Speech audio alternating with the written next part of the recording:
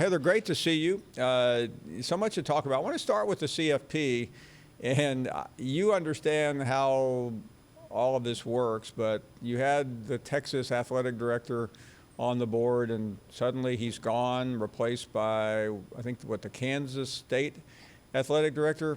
Am I reading anything into this, the fact that Texas is no longer really held in high regard by the Big 12?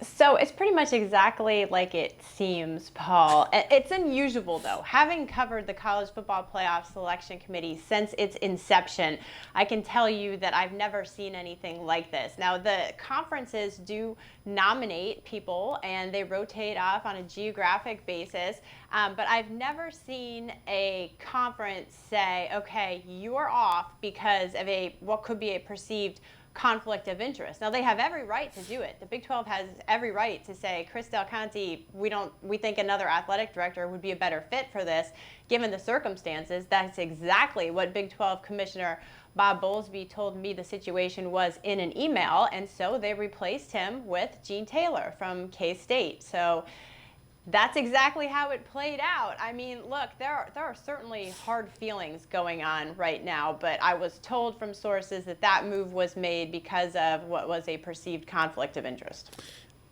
And Heather, we may say all these things, but you know these athletic directors, and regardless of what happened, they all have strong feelings about their integrity, and it just seems to me and many others that Bowlesby's move here is really impugning the integrity of Chris Del Conte, and I've never heard anyone say a disparaging thing about him until now. Have you? No, and I don't think, honestly, that on the surface it was a disparaging move towards him.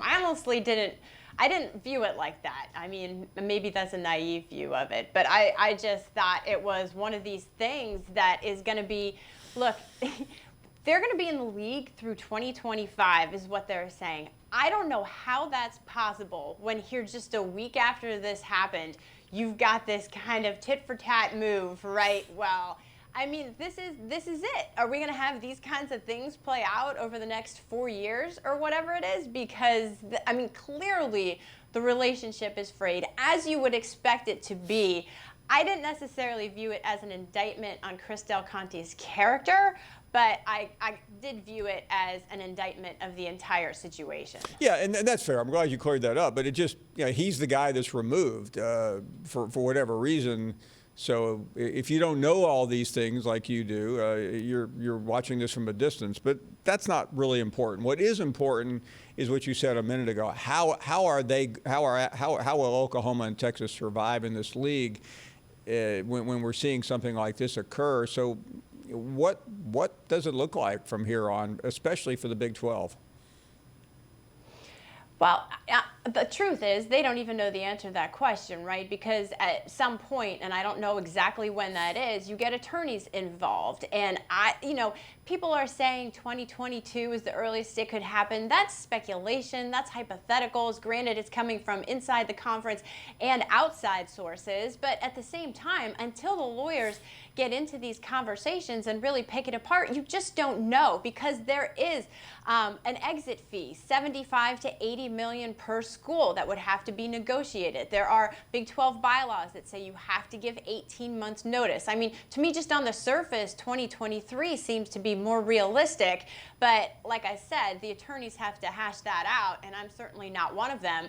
But there's also some speculation from within the league that this is part of their legal maneuvering and saying 2025, and that the relationships do just sour to the point where the Big 12 says, okay, just go, just get out of here already. We'll take less money. And I don't know if that would ever happen, but there's certainly some speculation that that's what Texas and Oklahoma might be hoping happens. And meanwhile, Heather, what we thought was the story of the summer was the CFP expansion. So take us through that right now. And I realize we still have some time to go, and there are meetings scheduled down the road. But everyone wants to hit the pause button. I'm trying to understand how some of these conferences, including the Big 12 and the Pac-12, are going to benefit by everyone saying, hold on a second, we don't want to expand too soon because Greg Sankey was in on these meetings.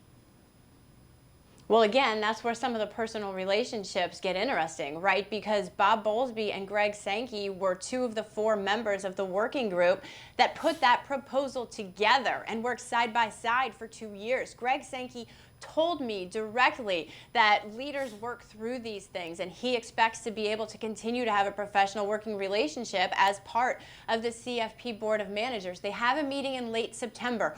Multiple people have told me that they expect this to be delayed, and Greg Sankey told me, hey, I told you in Dallas that this thing could be delayed, and it has nothing to do with what's going on in my conference and everything to do with the fact that this is a 12-year deal. There are bowl ties, the Rose Bowl, etc. Multiple reasons other than expansion that this could be delayed. Meanwhile, you have first-year Pac-12 Commissioner George Kliavkoff tell me that he thinks it will be delayed because of the uncertainty surrounding expansion. You have to remember that part of this proposal is the 6 highest-ranked conference champions are in the playoff, along with the 6 other highest-ranked teams as determined by the committee. Paul, come late September when they meet, who are the conference champions as of whenever this happened? Does the Big 12 have a conference champion? Is there a Big 12? You know, what do the conferences look like? And that's a big question.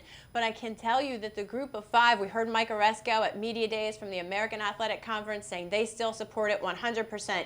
Keith Gill of the Sun Belt told me, if we're going to wait around for stability before we do this, we could be waiting a long time. So if we want to do it, let's get it done.